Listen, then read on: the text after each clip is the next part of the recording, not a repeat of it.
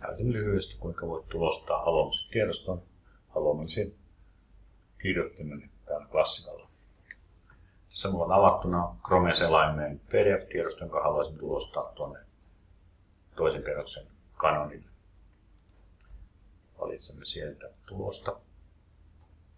Ja nyt siellä näyttäisi oletuksena olevan Beula Klassikka Mentor 204. On se 204 oleva tulostin. Tuo Beula on siis tämä virtuaalipalvelu, joka jakaa näitä tiedostoja sitten tulostettavaksi.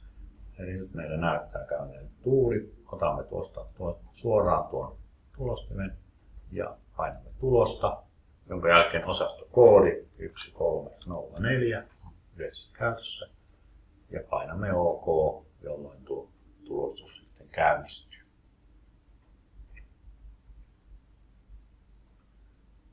Jos haluaisimme tulostaa sen esimerkiksi puljuun, otamme täältä tulosta, vaihda ja katsotaan, onko listassa kyseistä. Ei ole, joten joudumme täältä resurssien hallinnan kautta hakemaan siihen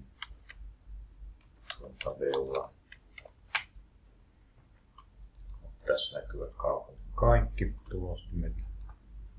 Ja nyt meillä hakusanalla klassikkaa haetaan, niin huomataan, että siellä on puljun pöytä. Ja valitsemalla tämä